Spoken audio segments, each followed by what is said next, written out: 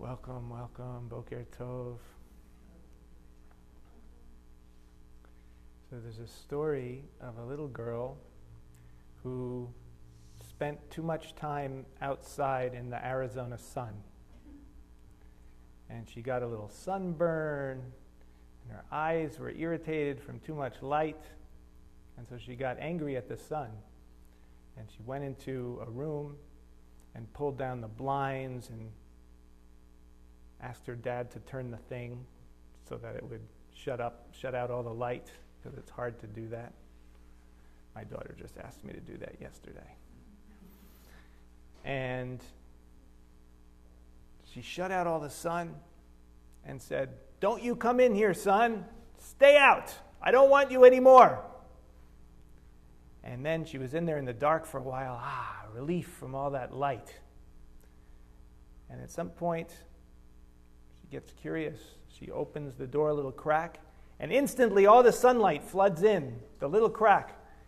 And she says, "What are you doing?" She slams the door again. "I told you to stay out." Gets a little curious again, opens the door a crack, and the sunlight just comes right in without any hesitation. And she says, "Son, aren't you a little bit ashamed of yourself? I'm yelling at you. I'm telling you to stay out. But the second I open it, you come right in without any hesitation." And the son says, "You can't keep me out with your words. As soon as you open the door a crack, I just flow in. I don't care if you like me or you want me, if you appreciate me, if you don't appreciate me. That's just my nature. I just flood right in." There's an idea in Jewish teaching as well as teachings in many, many different traditions that in order to be receptive to what we call the light, we can call it the divine light, we can call it the quality of consciousness as it's experienced in its pure form. But whatever you call it, it has an experiential quality to it. It's not something theoretical. It's the fruit or the goal of all of the spiritual traditions that are experientially based. And there's an idea that in order to have access to that, you have to deserve it. You have to earn it. It's not exactly true. It's not exactly true. In one sense, it's true. It's true in the sense that you have to open yourself to it, in the same way that the girl opens the door. But it's not true that you have to have had a certain number of good deeds or a certain amount of fasting or a certain amount of, penance or something in order to open to it, because the nature of it is that it is your own inner being. It's not something that's coming to you from somewhere else that's added to your being. It's rather the untangling of your own being as it is. We are already this light, and reality is already, in our experience, made completely of this light. But there is, of course, the necessity of learning how to take away the block, open the door. Or another metaphor that the Baal Shem Tov said, according to the legend, is that the sun is vastly more great than the earth, and yet we can shut out the sunlight with our little hand. But we can also just remove the hand, and the sunlight just flows in.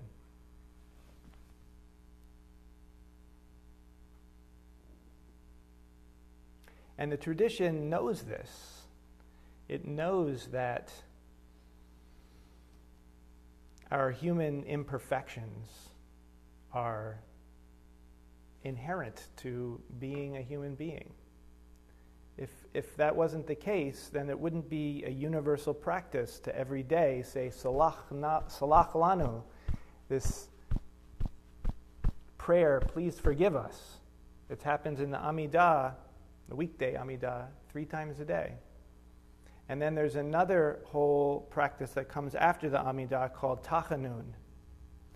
And I've been thinking about Takhanun because it turns out there's different traditions about Takhanun, about when to start saying it again. I don't know what the tradition is in Bet Shalom. Tomorrow, are we going to say it or not say it? Okay. Okay, but there's another tradition that says you don't start saying it until the 14th. So there's a few days later. But the reason is that when there's festive occasions, Takhanun, which is a kind of a sad, almost self-deprecatory prayer where you're saying, you're admitting your faults and your sins and everything, and you're asking for forgiveness, that prayer is not said on festive occasions. So starting with Rosh Chodesh, the beginning of the month, of this month of Sivan, there was no Takhanun ever on Rosh Chodesh. But then it didn't happen until Shavuot, leading up to the festive receiving of Torah on Shavuot. And today is the first day after Shavuot, so some congregations begin it immediately. Some wait a little while with the idea that Shavuot was so wonderful, we shouldn't get back into that Slach Lanu kind of mode quite yet. But regardless of when you start it again, the idea is that when we make mistakes, we get angry at someone out of arrogance, even maybe a subtle arrogance. Many kinds of anger come from a subtle arrogance, the subtle arrogance of thinking that things should be the way we think they should be. It's not to say that we're not getting angry at something that should be changed, but the emotional reactivity of it, that we get seized with a rage, or just impatient, or just not sensitive, whatever it is, or just worrying rather than trusting. All of those things, which are very natural to arise in various times in our lives, can cause a certain type of guardedness, a certain type of closedness. And so it's essential for us on the spiritual path to learn how to open up again when that closedness happens. And sometimes that closedness can be unconscious as well. We might not experience it in the moment as a closedness because we've buried it down, but we haven't done the work of confronting and fully seeing the little bit of arrogance or resistance or negativity. It all comes down to resistance ultimately. So if we haven't looked at it, then it's kind of there in our nervous system to get triggered again at some other time. And so there's this practice of Takhanun and other similar prayers where we consciously go into a place of saying, look, I'm not perfect, I've made mistakes, forgive me. And it's like taking an ice pick and just breaking up that whatever hardness has accumulated. The tradition assumes that it's very natural that we're going to accumulate this hardness every day with different experiences again and again. And we need to do the work to open it up again. But when we do open it up, the light that's available is it's the same light as that the tzaddikim, the perfectly righteous ones, if they really exist. We don't really know. The tradition says there are some, and many traditions say that there are. But of course, we don't have a scientific test for that. We can believe in it or not believe in it. But we can know experientially that tzaddik quality is our own nature. We can know experientially that we get blocked from it. And we can know experientially how to unblock from it again and again and get better and better at not blocking ourselves. Reb Pinchas of Koretz had a wonderful little parable about this. He said that the Risha'im, the wicked people, are just as precious as the righteous people. And he likened it to different types of dwellings. So the palace of the prince, let's say, he used the metaphor of a prince. He said the palace of the prince is like the righteous people, the main place that the prince lives. But then when the prince goes out and travels, he has all these little special hideaways tucked away, these little cottages hidden in different woods and different places in the kingdom that he can go and stay when he's traveling. And those little hideaway places are just as precious as the palace because they serve a completely different function. The palace would never be able to help him when he's out traveling. And so in the same way, when a person who's closed, who makes mistakes, who puts negativity into the world, turns and opens and becomes receptive to the light, that's a certain type of divine service. That's a transformational process in the world that a person at a higher spiritual level can't do.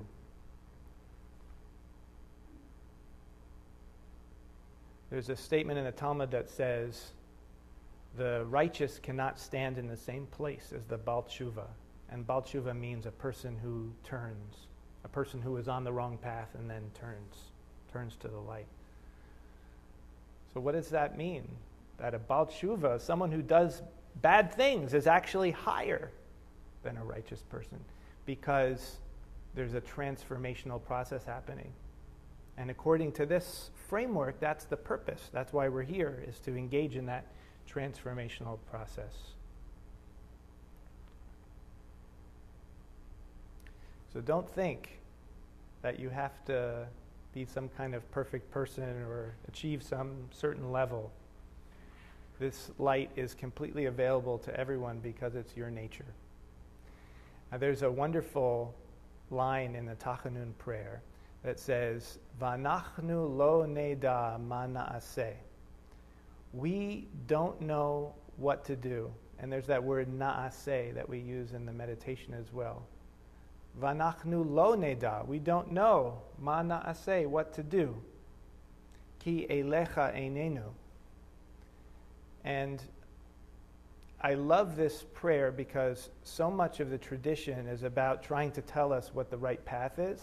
But this prayer admits that even with all of the depthful knowledge about how to behave, we actually don't really know. We can't possess the knowledge that we're doing the right thing in any given moment. And that's good because that allows us to be humble. It allows us to be open to the idea that even if we're so sure that this is the right path, we could be making a mistake. And that humility is what opens.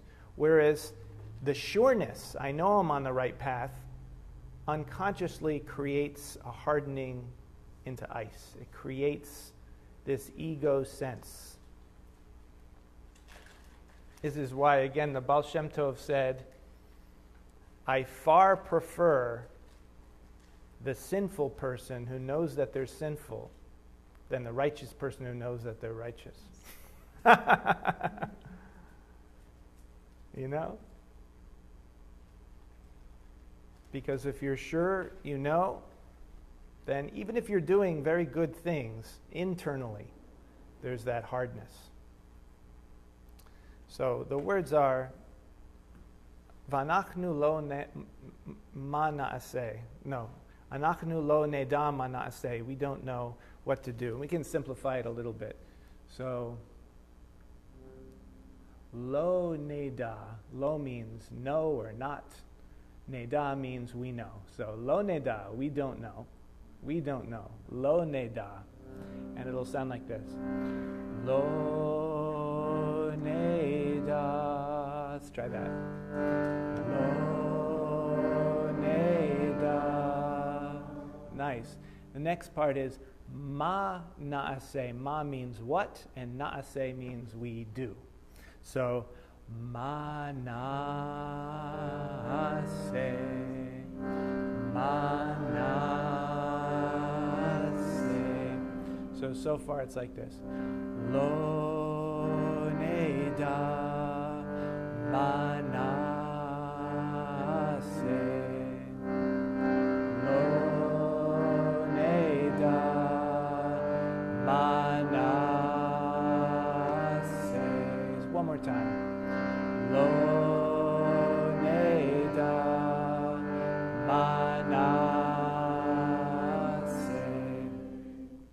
next part says, Ki elecha einenu. But elecha, toward you, einenu, our eyes. In other words, our awareness is focused on the presence of the divine, even though our mind cannot possess certainty about anything. So we're letting our mind be humble, but we do have this total power to be aware of the presence of being, the presence of the divine, right now in this moment. Ki elecha einenu literally means our eyes are toward you. So it'll be like this. Ki elecha einenu. Ki elecha einenu. One more time. Ki elecha einenu. So I'll sing the whole piece, and then you can sing it with me. Lo neda manase ki elecha einenu. Lo neda manase ki elecha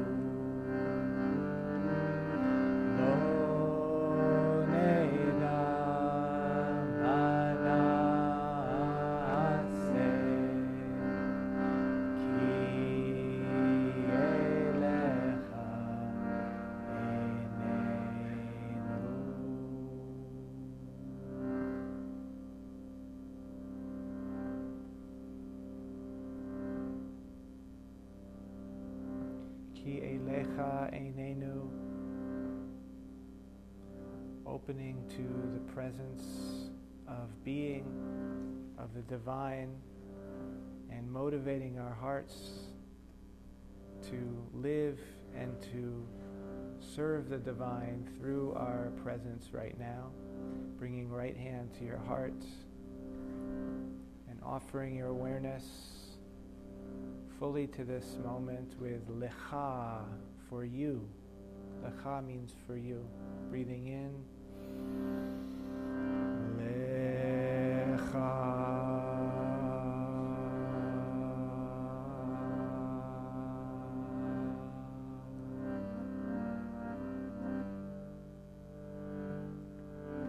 And bringing left hand to your belly as well. Naaseh, being aware of the movement of your body,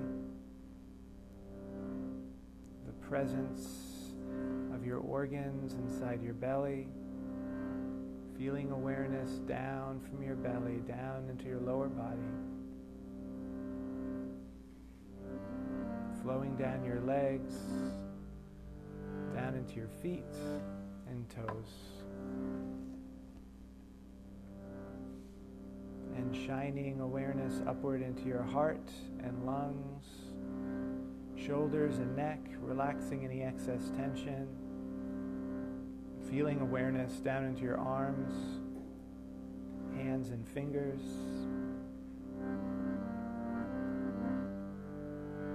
Shining into your face, skull, brain, nervous system. Facial muscles, bringing a little smile to your lips. Full presence in the body, resting awareness on the flow of your breathing so that your body is a temple. A temple of your being. Naaseh, breathing in. Naaseh.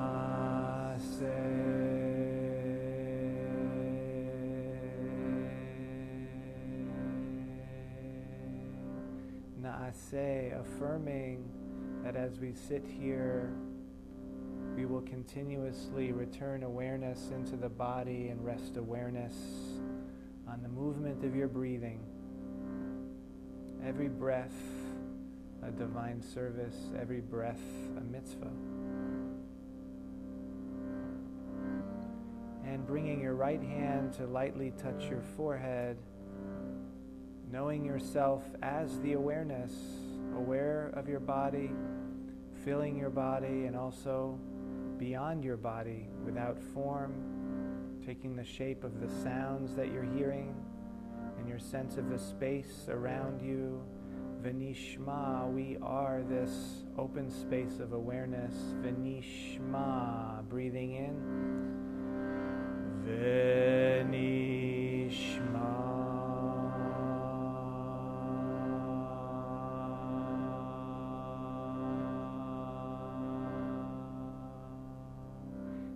Kissing your fingers, relaxing your hand. Lecha, for you, the presence of the one that is in all being. Naaseh, we will rest our awareness in our very simple movements of breathing and sitting. V'nishma, and we are this awareness. Atahu, Atahu, now is it. Now is the fullness of the divine. Atahu, Atahu,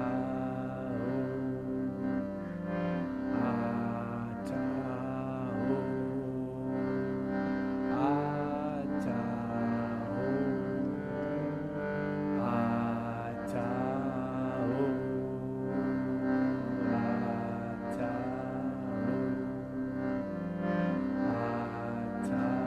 Atahu.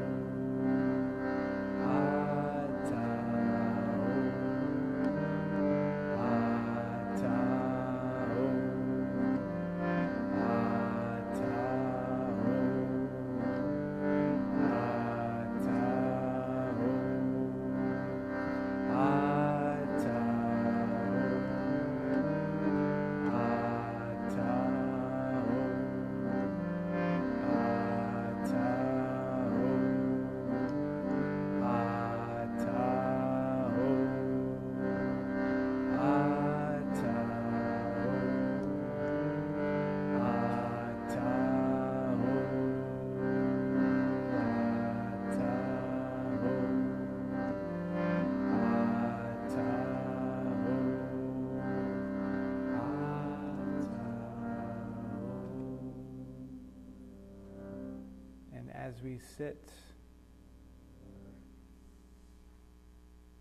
having that sense of giving your awareness, offering it as a kind of service, an act of love,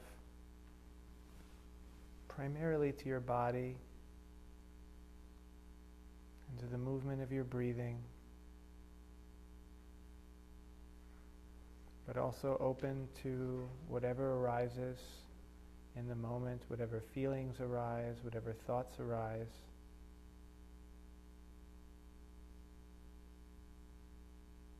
To be present with it without pushing it away, but also without latching onto it, without following thoughts, but just letting them dissipate as they arise. Knowing yourself as this open space and letting your mind vibrate with atahu, atahu.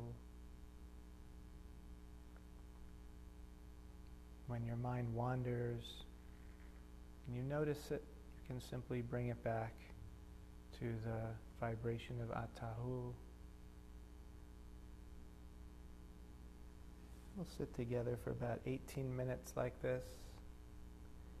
If you have to adjust your position at any point, that's totally fine, but just have the general consciousness of being still. The aim is to be still, doesn't mean you have to be perfect. But if you notice the urge to move, you may want to just be with that urge a little bit. And of course, if it becomes uncomfortable, so you adjust. But the basic intention to be still. We'll sit for about 18 minutes.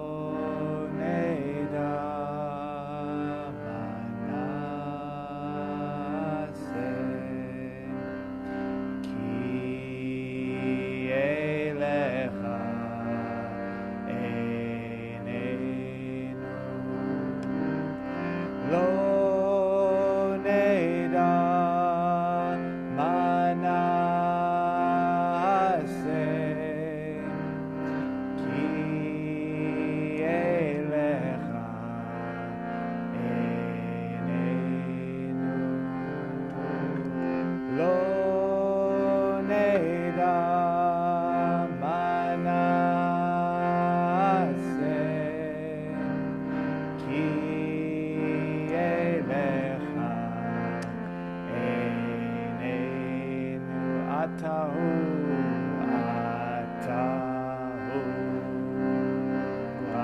Atahu, Atahu,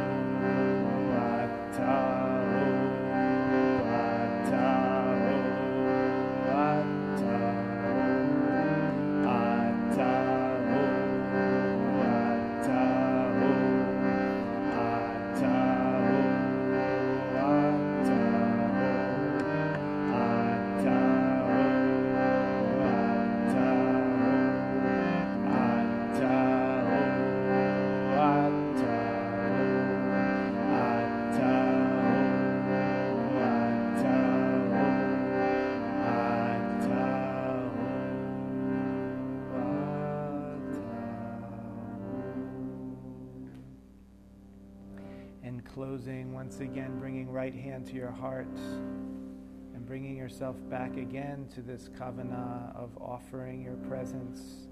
Lecha, breathing in. Lecha.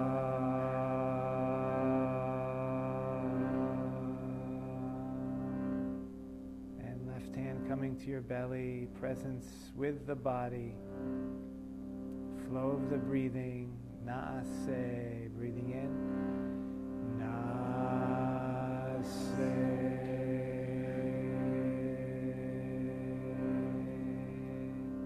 And right hand to your forehead, knowing yourself as awareness, open and without borders. Venishma, breathing in. Venishma.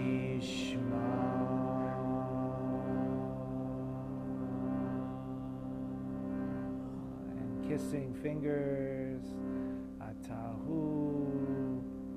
May this depth, this openness, this boundlessness that we touch upon together be manifest as peace and wisdom in our lives. O say shalom b'mamav huya, say shalom aleinu v'al kol Yisrael, v'al kol yoshvei tevel, v'imru Amen.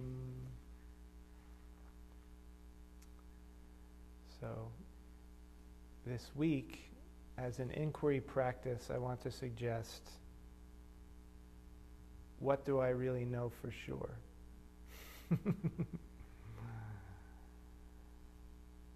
And you'll see the punchline, of course, is that you don't really know anything for sure except what you are experiencing in this moment. You know what the experience of this moment is. Other things are estimations of the mind.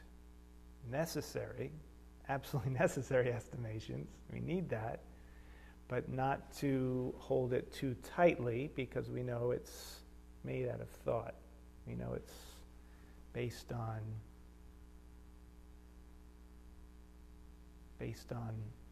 a map as opposed to direct experience. But you do have direct experience, but it's just what's actually present. So what do I know for sure?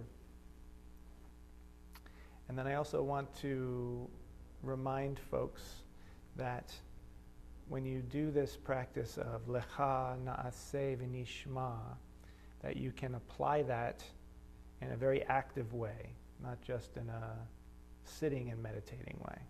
When we do it sitting and meditating, and I'm guiding it, I'm emphasizing the meaning of na'aseh as awareness with the body.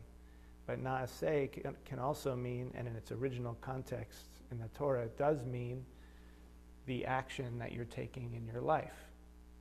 So as you do things, you can bring yourself again and again to this kavanah of empowering your actions with love and with service. Lecha, for you, na'aseh, I am doing, and be present in what you're doing. And then out of that, v'nishma, and I am the awareness beyond the action from which everything is arising. So that can be very powerful. You can almost use it like a zikr throughout the day over and over again. Atahu can be used also, but atahu is a little more passive. It tends to just quiet the mind and allow you to just be with the experience of the moment in a simple way. But lecha na'aseh v'nishma can kind of wake you up to this active kavanah of loving action, loving service in what you're doing. So everybody should have a wonderful week. Thank you so much for coming today.